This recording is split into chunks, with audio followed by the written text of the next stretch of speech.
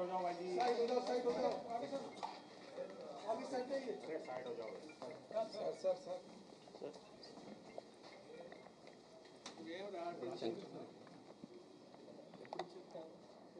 అందరికీ నమస్కారం.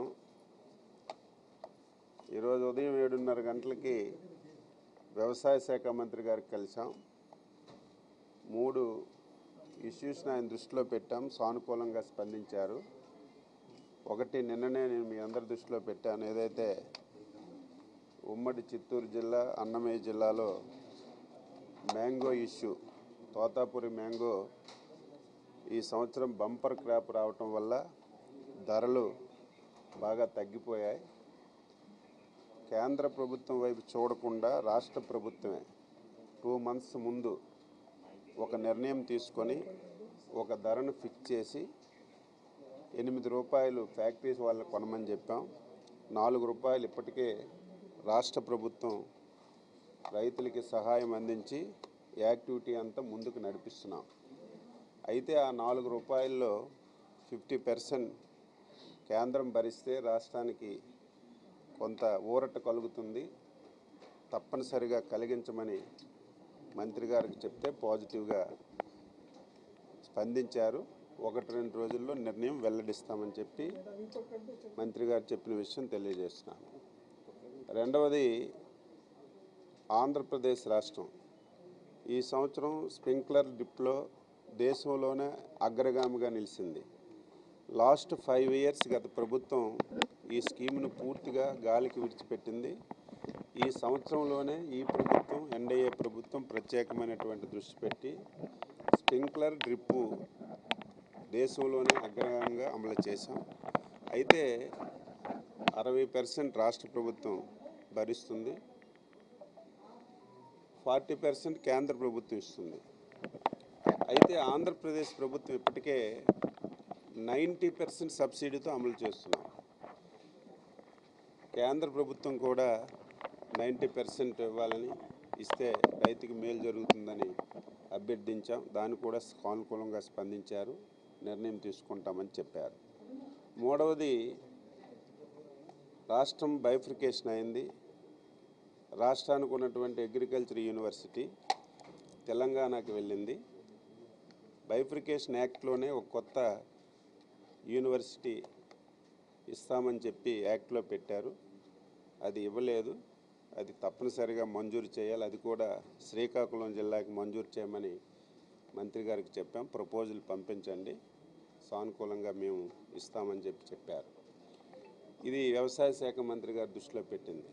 ఇప్పుడు మన యానిమల్ హస్బెండరీ మినిస్టర్ గారికి అతి ముఖ్యమైనటువంటిది, ఆ రోజు 2018వ సంవత్సరంలో ఉత్తరాంధ్ర బ్యాక్వర్డ్ జిల్లాలు, అక్కడ ఏదైతే వెటర్నరీ స్టూడెంట్ చదువుకోవాలని చెప్పి ఒక కాలేజ్ మంజూరు చేశాం గర్విడ్లో.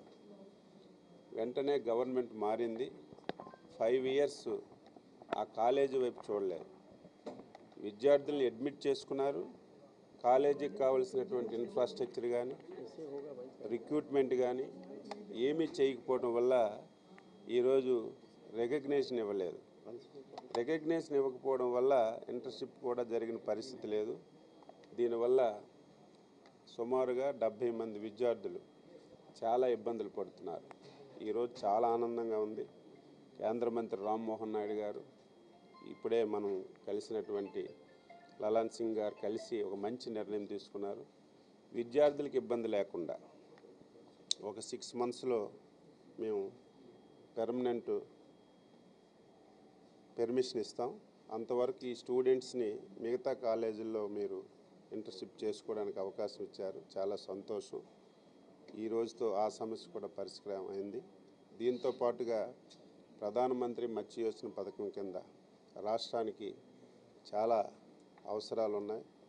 సుదీర్ఘమైనటువంటి తీర ప్రాంతం ఉంది, జెట్టీల్లో, హార్బర్లు, ఇవన్నీ ఇవ్వమని చెప్పాం. తప్పనిసరిగా పాజిటివ్గా ఉన్నారు. ప్రపోజల్స్ పంపించండి, తప్పనిసరిగా ఇస్తామన్నారు. ఈరోజు మంచి నిర్ణయం జరిగింది. ఏదైతే చాలా రోజుల నుంచి గరివిడి కాలేజ్ విద్యార్థులందరూ ధర్నాలు చేస్తున్నారు, వాళ్ళ జీవితాలు అగమ్యగోచరంగా అయ్యే పరిస్థితి నుంచి ఈరోజు చొరవ తీసుకోవడం వల్ల చంద్రబాబు నాయుడు గారి నాయకత్వంలో ఆ సమస్య పరిష్కరించమైందని సంతోషంగా తెలియజేస్తున్నాను.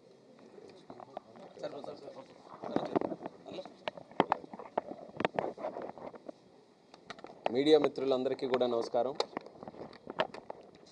ఆంధ్రప్రదేశ్ రాష్ట్రానికి అగ్రికల్చర్ అలాగే యానిమల్ హస్బెండరీకి ఉన్నటువంటి సమస్యల్ని ఢిల్లీలో రిప్రజెంట్ చేయడానికి రాష్ట్ర మంత్రివర్యులు అచ్చెన్నాయుడు గారు ఇక్కడికి రావడం జరిగింది. మరి వారి సమక్షంలో కేంద్ర వ్యవసాయ శాఖ మంత్రివర్యులు శివరాజ్ సింగ్ చౌహాన్ గారిని ఈరోజు కలిసాం. ముఖ్యంగా తోతాపురి మామిడికి ఉన్నటువంటి సమస్య ఏదైతే కొనుగోలు సమస్య ఉందో దాని గురించి ప్రస్తావించి కేంద్రం కూడా సహాయం అందించాలని ఆయన కూడా కోరడం జరిగింది.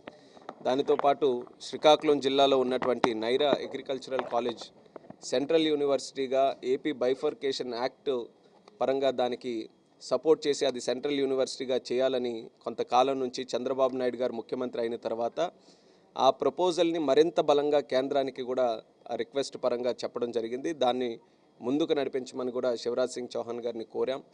అలాగే ఆయనకి స్ప్రింక్లర్ విషయంలో కూడా ఆంధ్రప్రదేశ్ రాష్ట్రం ఎప్పుడు కూడా చంద్రబాబు నాయుడు గారు ఒక పెట్ ప్రాజెక్ట్ కింద ఈ యొక్క డ్రిప్ ఇరిగేషన్ సిస్టమ్ని ఎంతో కాలంగా ఆయన ప్రమోట్ చేసుకుంటూ ముందుకు వచ్చారు. కానీ గత 5 సంవత్సరాలు జగన్మోహన్ రెడ్డి ముఖ్యమంత్రిగా ఉన్నటువంటి కాలంలో రైతుల్ని పట్టించుకోలేదు, వ్యవసాయాన్ని పట్టించుకోలేదు, ఈ డ్రిప్ ఇరిగేషన్ ఇలాంటివి ఏవి కూడా పట్టించుకోకపోవడం వల్ల అనేక చిక్కుముళ్ళు అనేవి కేంద్ర ప్రభుత్వంలో ఏర్పడ్డాయి. ఆ చిక్కుముళ్ళు ఎప్పడానికి ఇప్పుడు అన్ని రకాలుగా ఈ యొక్క ఎన్డీఏ ప్రభుత్వం ప్రయత్నం చేసి రైతులకి ఎంతవరకు సహాయం అందించగలిగితే అది రాష్ట్ర ప్రభుత్వం వల్ల కావచ్చు, కేంద్ర ప్రభుత్వం వల్ల కావచ్చు, ఎక్కడా కూడా రైతుకి బాధ కలగకుండా ఎలాంటి ఇంటర్వెన్షన్ కావాలన్నా అన్ని రకాలుగా ప్రయత్నాలు కేంద్ర ప్రభుత్వం అలాగే రాష్ట్ర ప్రభుత్వం ముఖ్యమంత్రి చంద్రబాబు నాయుడు గారు ఆయన ఆధ్వర్యంలో చేయడం జరుగుతుంది.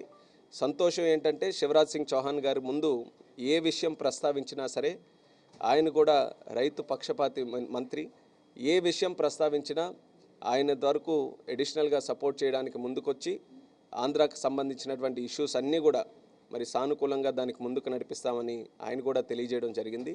అలాగే లల్లన్ సింగ్ గారు ఆయనకి గరివిడి వెటనరీ కాలేజ్కి ఉన్నటువంటి సమస్య కూడా ప్రస్తావిస్తే వితిన్ మినిట్స్ ఆయన కూడా ఒక సొల్యూషన్ దానికి అందించి అక్కడ ఉన్నటువంటి విద్యార్థులకి అలాగే కాలేజ్ తాలూకా ఫ్యూచర్ భవిష్యత్తును కూడా కాపాడే విధంగా ఒక మంచి సొల్యూషన్ కూడా ఆయన తెలియజేయడం జరిగింది.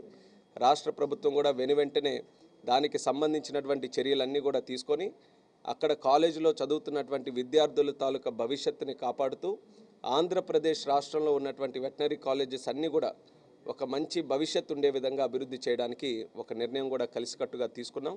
దానివైపు భవిష్యత్తులో అన్ని నిర్ణయాలు కూడా తీసుకొని ముఖ్యంగా ఎవరైతే అక్కడ విద్యార్థులు ఇబ్బంది పడుతున్నారో వాళ్ళకి ఇంటర్న్షిప్లో కానీ లేకపోతే తర్వాత జరిగే అడ్మిషన్స్లో కానీ ఎటువంటి ప్రాబ్లం లేకుండా చర్యలు కూడా తీసుకుంటామని ఈ సందర్భంగా తెలియజేస్తున్నాం.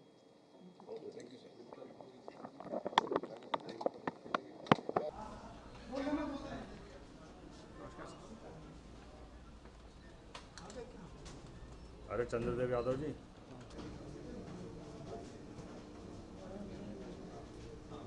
सर एक मिनट सर.